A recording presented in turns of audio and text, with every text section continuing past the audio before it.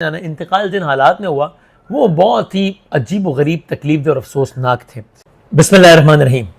Donald Trump के tweet के बाद कि तेहरान खाली कर दो, इसराइल के मुतादिद हमलों के बाद आज रोज़े जुम्मा था, पहला बाकायदा जुम्मा था। जब ये आगाज़ हुआ था तब बिल्कुल जुमेरात और जुम्मे की शब थी, तो आज बाकायदा तौर पर जंग के आगाज़ को गोया कह लीजिए एक हफ़्ता हो गया है।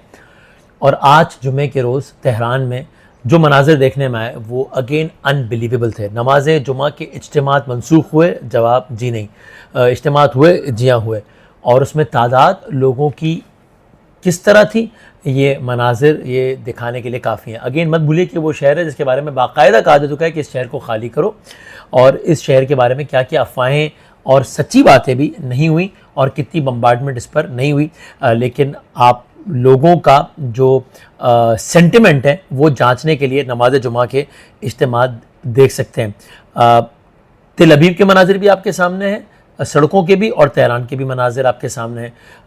तेल अवीव के मनाजिर भी आपके सामने, न्यूज़ चैनल्स के भी कि जहाँ पर जब सायरन बजता है तो क्या होता है, और तेहरान के मनाजिर भी आपके सामने कि जहाँ पर जब मिसाइल गिरता है तब भी शहर मामी किस तरह डट के उसका सामना करती हैं, थोड़ी देर बाद दोबारा टेलीविज़न पर आ जाती हैं। तेल अवीव के मनाजिर भी आपके सामने कि जहाँ पर बंकर्स भरे पड़े हैं, मज़ीद लोगों को दाखिले की जगह नहीं मिल रही, और तेहरान के मनाजिर भी आपके सामने हैं जहाँ लोग मुशाहिदा कर रहे हैं कि क्या मामला है। तो ये सारी चीज़ें बहुत सामने, और ये दोनों साइड्स की माइंडसेट की भी अक्कासी करता है।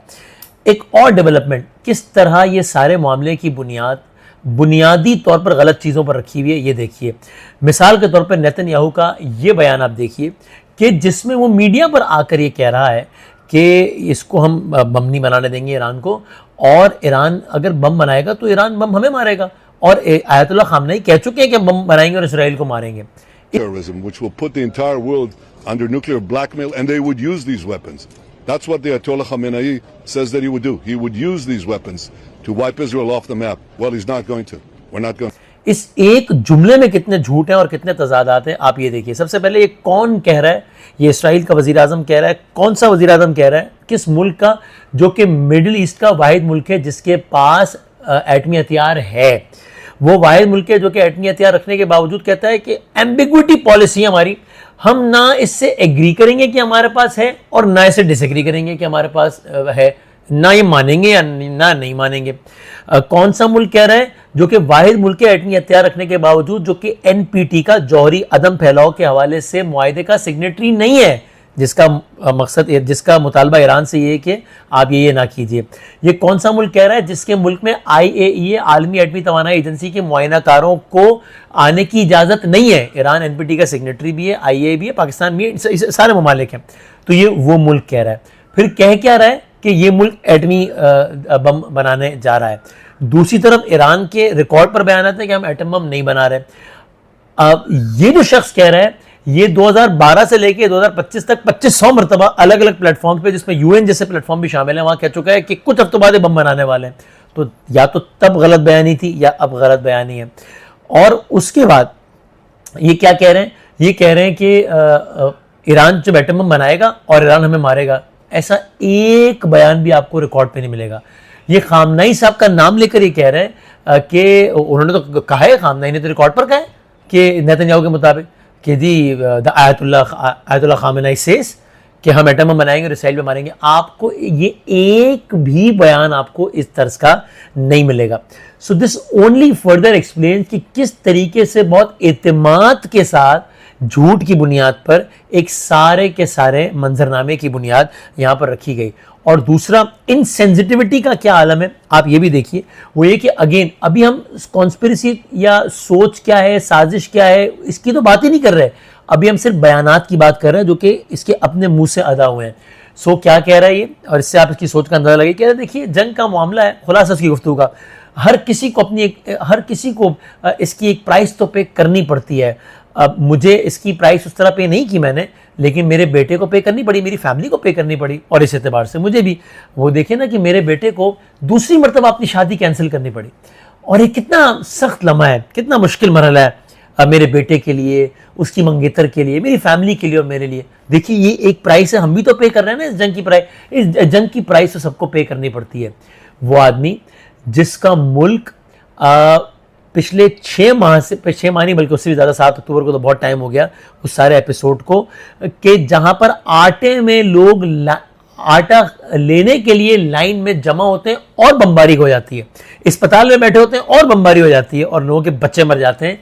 वो आदमी ये कह रहा है कि जंग की प्राइस तो मैं भी पे कर रहा हूँ, देखना मेरे बेटे की शादी 2 मरतबा कैंसिल हुई है। तो आप इससे इनसेंसिटिविटी का भी अंदाजा लगा सकते हैं।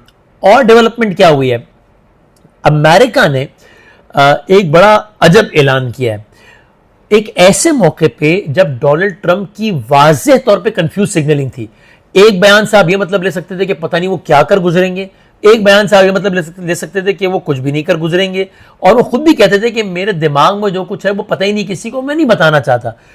उन्हीं डोनाल्ड ट्रंप के बिहाफ पे एक व्हाइट हाउस की सेक्रेटरी प्रेस कॉन्फ्रेंस करके कहती हैं कि मैं डोनाल्ड ट्रंप के बिहाफ पे ये बात वाज़ेह तौर पर बता देना चाहती हूं कि चूंकि मुमकिना तौर पर मुज़ाकरात हो भी सकते हैं ईरान से और नहीं भी हो सकते हैं, इसलिए डोनाल्ड ट्रंप इस जंग में कूदने या ना कूदने के हवाले से कोई भी फैसला 2 हफ्तों में करेंगे। वाज़ेह बयान, टाइमलाइन के साथ बयान, और बाकायदा उन्होंने कहा है कि आज ही डोनाल्ड ट्रंप ये बयान यानी कि दे रहे हैं, उनसे मंसूब कर रहे हैं। तो यानी एक ऐसे मौके पे जब वो बाज़ाहिर बहुत कंफ्यूज सिग्नलिंग कर रहे थे, इस बयान में उन्होंने कोई अभाव नहीं रखा है। अब इसका क्या मतलब हो सकता है, ये एक मतलब ये जरूर हो सकता है, ये मतलब ये जरूर है कि डोनाल्ड ट्रंप को भी इस बात का अंदाजा जरूर है कि ये मामला इतना सादा नहीं है, वरना Donald Trump being Donald Trump वो कभी भी इस तरह की मैसेज नहीं करते, वो तो अलग ही किस्म की मैसेजिंग करते हैं, लेकिन उनको भी अंदाजा है कि मामला इतना ज्यादा सादा नहीं है। अब एक और नुकता, ईरान की हिकमत अमली क्या है। अब जाहिर हिकमत अमली क्या है ये तो आके तो नहीं बताएंगे टीवी पे कि हमारी हिकमत अमली है, लेकिन कुछ बयानात और कुछ तज्जिया करो की बातों को आप जोड़े तो ये आश्कार होती है। वो क्या, और कुछ हकायक को भी। पिछले दिनों ईरान ने पहली मरतबा सिज्जील 2 जिसका मुमकिना तौर पर नाम था, वो मिसाइल इसराइल की तरफ दागा है, और पहली मरतबा इतना सख्त और इतनी मुख्तलिफ और इतनी शदीद नौयत का मिसाइल दागा है, जिसका मतलब यह हुआ कि ईरान ने, अगर कोई यह समझ रहा है कि ईरान के जब आर्मी चीफ को शहीद कर दिया, एटमी साइंसदानों को शहीद कर दिया, नतांज पे हमला कर दिया, तो उसके बाद तो ईरान ऑल आउट चला गया फौरन से, तो वो ये गलत समझ रहा है। इसका मतलब ये कि नहीं, ईरान ने भी अपनी हिकमत अमली कुछ और बनाई हुई है, वरना तो ये सिज्जील 2 पहले दिन वो दाग देते। तो एक तो इसका मतलब ये हुआ, लेकिन अब इसी बात को आप जोड़िए बाकी चीजों से कि जो कुछ तज्जियाकार कहते हैं, जो कि वॉर एक्सपर्ट्स है, वो कहते हैं कि हमें ये समझ में आता है कि ईरान की हिकमत अमली ये है कि अभी वो अपने शदीद नौयत के मिसाइल इस्तेमाल ही नहीं कर रहे। अच्छा, इसको आप जोड़ भी ले कि ईरान के आला फौजी ऑफिशियल ने भी कहा है कि अभी तो हमने अपनी सलाहियत का कुछ इस्तेमाल किया ही नहीं है, अभी तो करेंगे हम इस्तेमाल। ठीक, और ये कितनी हैरानकुन बात है कि एक ऐसा मुल्क है जिसको इतनी पाबंदियों का शिकार और जितना वो सब वो ये इस हद तक, लेकिन एक तरफ उनका तो ये बयान, लेकिन अब आप ये देखिए कि जो माहिरीन कहते हैं वो कहते हैं कि लगता यूं है कि ईरान अभी अपना शदीद नौयत के मिसाइलों को इस्तेमाल ही नहीं कर रहा। अभी उसका मकसद ये कि अपने कम नौयत के मिसाइल्स को इसराइल की तरफ इस्तेमाल कर करके इसराइल का ये जो आयरन डोम है इसका पोल खोला जाए, इस निज़ाम को नाकारा बनाया जाए, जो वो इंटरसेप्टर्स जो उड़ाते हैं हमारे मिसाइल और ड्रोन गिराने के लिए, उसकी उनको एक कॉस्ट पड़ती है जो कि ठीक ठाक होती है, और वो सलाहियत हर गुजरते दिन के साथ मादूम होती है। पहले ये किया जाए और उसके बाद हम अपनी असल सलाहियत की तरफ आएंगे। तो जब तक हम उस सलाहियत की तरफ आएंगे तब तक आयरन डोम और इसराइल के इंटरसेप्टर्स की सलाहियत मजीद कम हो चुकी होगी और उनकी इकोनॉमी को मजीद जद पड़ चुकी होगी। और इसको आप इससे भी जोड़िए कि अमरीकी अखबार ये लिखता है, अमरीकी सहाफ़ी की स्टोरी कोट करते हुए, जिसमें वो अमरीकी सहाफ़ी ये कहता है कि इसराइली इंटेलिजेंस ने हमें यह बताया है कि हमारा आयरन डोम, जो कि वो कहते हैं एक ऐसा निज़ाम है कि जिसकी वजह से कोई कुछ आ ही नहीं सकता, हम एक ऐसी छत है, एक ऐसा गुंबद है जिसकी वजह से कोई मिसाइल आ ही नहीं सकता, जो कि ज़ाहिर सब गलत साबित हो गया। हमारा आयरन डोम पहले दिन 90% मिसाइल रोक रहा था ईरान के, अब 65% रोक पा रहा है और उसकी सलाहियत कम होती जा रही है। तो आप इन सारी बातों को जोड़े तो अगेन ये बात भी समझ में आती है कि वाकई ईरान ने अभी अपने जो सख्त तरीन नौयत के जो हथियार हैं वो इस्तेमाल नहीं किए और मामला ये बदल रहा है। और आखिरी बात, पाकिस्तान के तनाजुर में ये तो एक अलग नौयत की बात है ही कि मुस्लिम मुल्क, और फिर अगर मुस्लिम मुल्क ना हो एक इंसानियत के नाते भी, और इसराइल ने जो कुछ किया है तो उस बुनियाद पर आप हामी और मुखालफत का, हिमायत और मुखालफत का फैसला करते हैं। लेकिन पाकिस्तान के लिए एक और अहम तरीन बात क्या है कि अगर यहाँ पर इसराइल बकौल उनके रिजीम चेंज, या जो ईरान की जो हुकूमत है वो हुकूमत को चेंज करता है या अपनी मर्जी की चीज़ें ले आता है ईरान में, what does it mean for Pakistan? तो इसका पाकिस्तान के लिए सीधा सीधा मसला मतलब ये है कि हमारे मुल्क के बॉर्डर के साथ, तफ्तान बॉर्डर पे फिर ईरान नहीं बैठा है, फिर इसराइल बैठा है, फिर बैरूनी कुव्वतें बैठी हैं, फिर सुपर पावर बैठे हैं, यानी हमारे बिल्कुल सरहद के साथ लग के इसराइल बैठा है। अगर यहाँ पर उसकी पपेट गवर्नमेंट आती है तो, और जाहिर है फिर उसके असरात अपने होंगे। फिर ऐसा क्यों नहीं होगा कि फिर उनको हमारे एडमी प्रोग्राम में, खैर निपटना कोई बच्चों का खेल नहीं है जाहिर है, लेकिन वो क्यों अपने तौर पर उसको हमारे एडमी प्रोग्राम में भी तकलीफ नजर नहीं आएगी। आ चुकी है, पहले कह चुका है।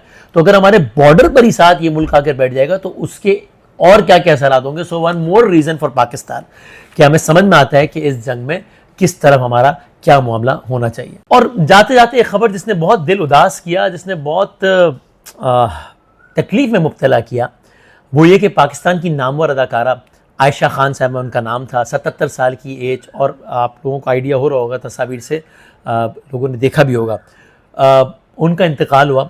अल्लाह ताला मग़फ़िरत फरमाए, अल्लाह ताला आसानियाँ फरमाए, आगे की मंजिलें आसान फरमाए। लेकिन इंतकाल ज़ाहिर सबने जाना है, सबने जाना है, इंतकाल जिन हालात में हुआ वो बहुत ही अजीब व गरीब, तकलीफ और अफसोसनाक थे। वो कराची के जिस इलाके में रिहाइश पजीर थी, अकेले रहती थी, उनके साहबजादे हैं लेकिन साहबजादे पाकिस्तान से बाहर हैं, उनके भांजे या भतीजे हैं यहाँ पे। बहरहाल वो अकेली रहती थी। कुछ दिनों पहले उनके पैर में फ्रैक्चर वगैरह हुआ था, तो इसलिए उन्होंने फिर अब आना जाना और कम कर दिया था।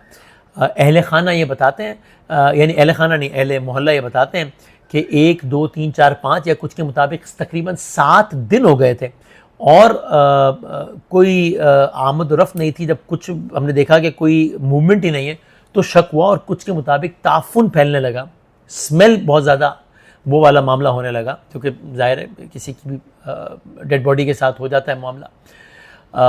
तो उसके बाद जब हमने फ़ोन किया तो फिर अथॉरिटीज़ आई, और फिर जब घर का दर ताला तोड़ा गया तो आयशा खान साहिबा मुर्दा हालत में पाई गई।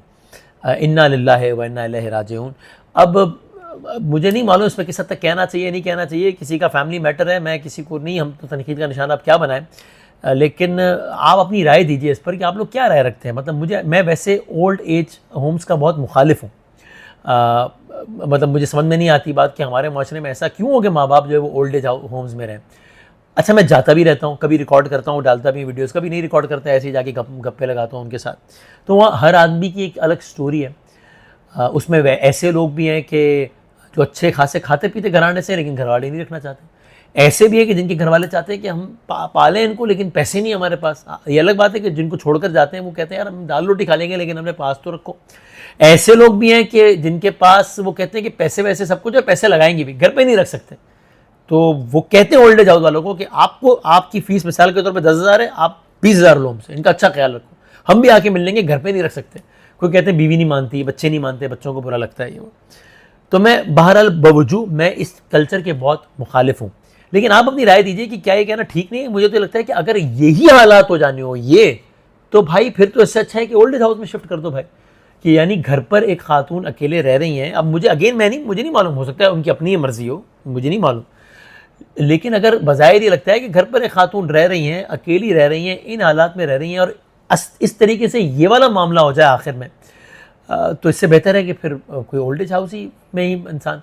तो बहरहाल एक बहुत ही अफसोसनाक हालात में एक अफसोसनाक मौत हुई, और अल्लाह ताला उनकी मग़फ़िरत फरमाए, अल्लाह ताला हम सब पर रहम फरमाए। हमारी क्या औक़ात और क्या हैसियत है कि हम किसी पर रहम खाएं या किसी को देख के हम कुछ वो करें। हम पता नहीं हमारा अपना क्या मामलात होने हैं। तो अल्लाह ताला आगे की मंजिलें भी आसान फरमाए और सबके लिए आसानियाँ फरमाए।